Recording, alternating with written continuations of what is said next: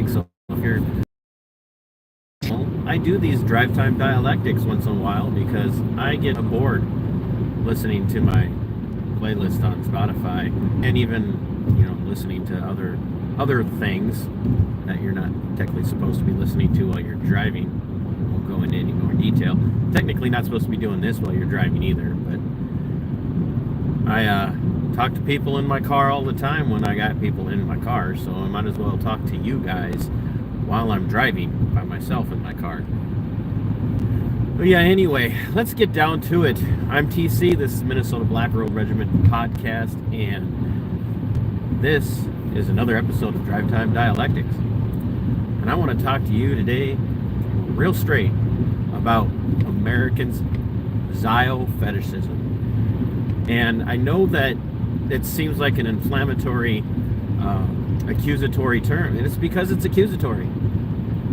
I'm over it, really. I know that this is going to really upset some people, but this fetish that Americans, especially so-called American conservative evangelicals and Republicans, have for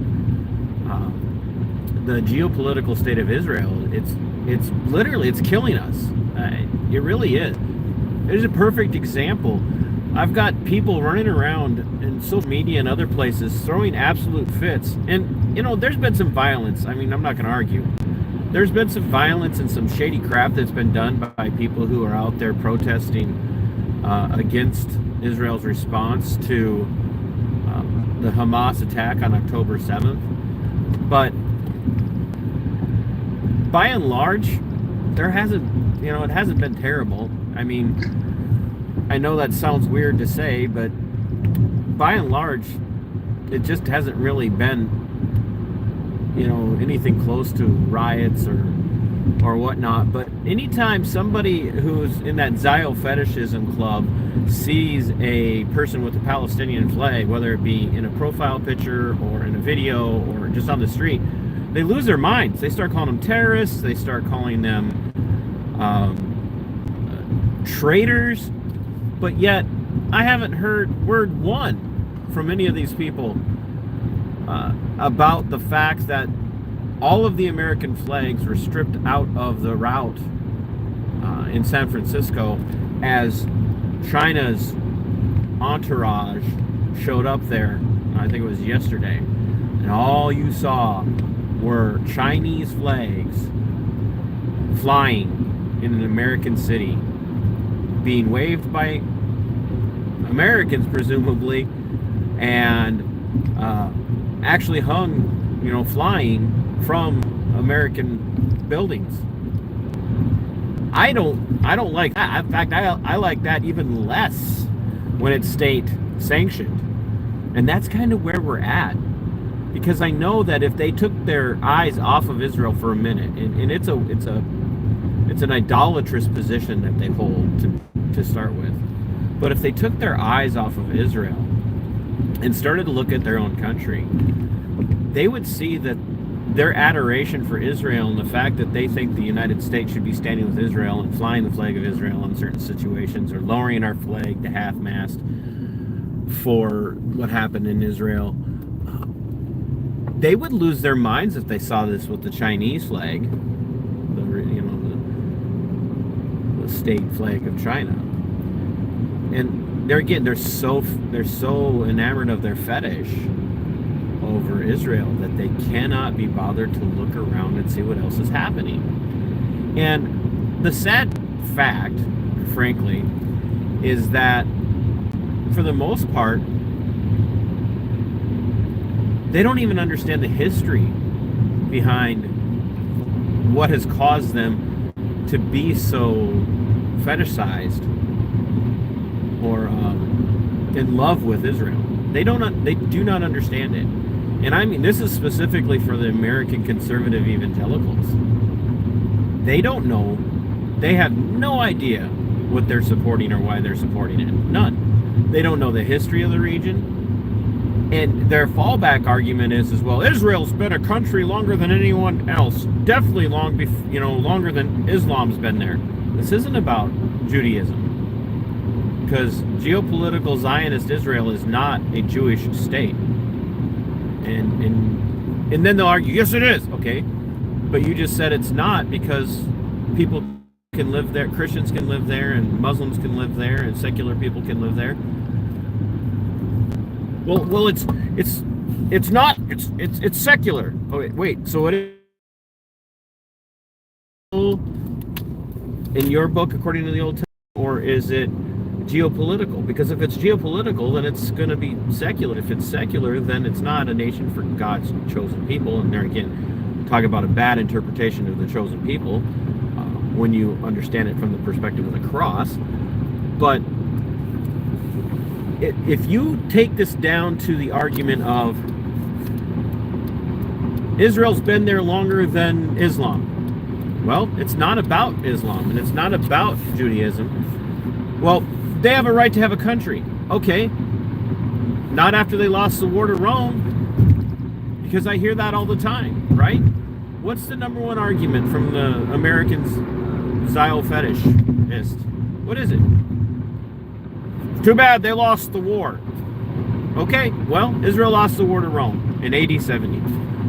I mean, Rome obliterated Israel. That's a fact. Just a fact. Rome obliterated Israel in AD 70. Do we get to continue to lean on that? Because if Israel has a right to all of the property in Gaza because the Arab coalition lost the wars, then that by its very nature means that Israel doesn't have a right to that land and that it should belong to Rome then, right? Well, no, because Rome lost the land. Well, who did the Romans lose it to? The Romans, ultimately ended up losing it to the Ottoman Turk, right? And the Ottoman Turks controlled it longer than anybody else. Way longer than anybody else. And they only lost it in World War I during the partitioning that took place after they sided with the Prussians, with the Germans in World War I. I mean, the Ottoman Turks were already on decline, but, I mean, and even then, after that, it still wasn't an Israeli state. It was still referred to as Palestine. And there were Palestinian Christians there, or Arab Christians there, and there were Arab Muslims there, and there were Arab Jews there. They were all there, and they were all living in peace under the Ottoman Turks until Great Britain, the Empire of Great Britain, took over. And under two different agreements, Sykes-Picot during World War I and the Balfour Declaration, England, the British Empire, managed to screw it all up.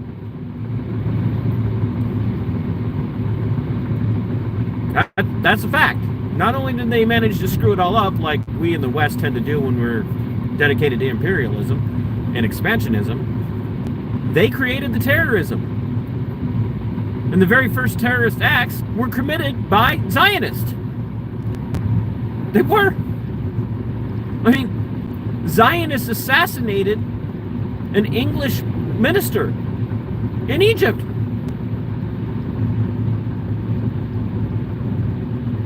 I mean, when are we going to pay attention to history, folks? And when are we going to stop cherry-picking history and get down to the brass tacks, the nuts and bolts of what is actually going on over there? And when are we going to stop having this fetishized view of geopolitical Israel, Zionist Israel, and stop seeing them as these morally superior people? Because my God, they act like even Israel's more is more moral than the U.S. I don't see it. I don't. For one, this is not a fulfillment of prophecy, which everyone keeps saying. The prophecy has nothing to do with geopolitical Israel. Not a bit. Not a bit to do with geopolitical Israel. It doesn't even have anything to do with the ancient Israel either. All of these American evangelical hacks, and I am, a Reformed Protestant myself, Calvinistic, but like this Darbyite view of Israel as has a domineering force in the U.S., and it's pervasive and it's perverted and it's just destroying our nation. It's destroying us. And really what it's exposing is this pent up hatred for Arab people and Muslims. I mean, it's Islamophobia is what it is. And it's kind of disgusting is what it is. No, it's not kind of. It's terribly disgusting. We are seeing people who claim to be compassionate, empathetic, lovers of life, despisers of murder, especially the murder of preborn children, coming out and literally celebrating a lifetime of genocide for people. I saw a meme the other day, and it was talking about how Palestinians that have been welcomed into Western European countries had something like 75% of the men that were welcomed in were all incarcerated for having committed crimes in those countries within like a matter of like 2 years. So yeah, something like that. So like 70% of adult men from Palestine, from the Gaza region, who were allowed to migrate, were incarcerated for committing crimes. Whether or not that's true, I don't know. But when you look at it, it's a bigotry issue. 1, 2, it's tantamount to racism. But more importantly than those two positions, it's, to me, telling that you take a group of people who live in an open-air prison. And of course the argument is, well, they live in an open-air prison because Hamas holds them hostage. Like, no, folks, before Hamas was ever formed, these people were not allowed to leave. And I'm just sick of it. I'm so goddamn tired of saying Hamas is at fault. Hamas is at fault. But there again, demonstrates your absolute lack of intelligence, intellectual honesty, and demonstrates how much you hate Middle Eastern people who aren't Jewish. It's just what it is. You hate Middle Eastern people who are not Jewish. And some of them are Jewish that you hate. There are Jews in Gaza. There are Christians in Gaza who are dying. But anyway, back to my point. When you take a group of people for generation upon generation, we're talking over really 3 generations of people now. 3 generations of people. It's 3 generations of a people group that have never been free. They live under constant surveillance. They're young men, and even now they're young women. Like even on the West Bank, Israeli police and Israeli defense forces will just break into people's homes and arrest people. Just arrest them. Now, they don't have the same constitutional protections that we have here in the U.S. I understand that. But they just break in and arrest them and incarcerate them. They don't even have to tell them why. And then they go throw them literally in cages. And that's just the West Bank. It's even worse in Gaza. Like, there is no freedom in Gaza. So when you take multitudes of generations of people, you rip them out of the life that they're living, call it a humanitarian mission, and go slap them into a country they have never lived in before with a level of freedom that they have never had in their lives. Never had. Yeah, they're gonna do some stupid crap because they don't know how to live like that, because all they've ever lived in is incarceration. That's it. They've only ever lived in incarceration. They've only ever lived with starvation. They've only ever lived under the thumb of somebody with power telling them constantly what they can do, what they can't do, when they can do it, how they can do it, all the time. That and the fetishistic American Zion worshiping moralist will tell us that's just the nature of these people. That's just the nature of these people. I mean, think about that.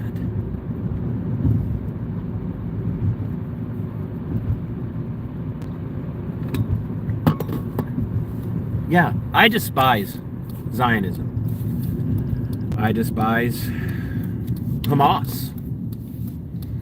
I despise what Hamas did on October 7th. I despise what Israel is doing in Gaza.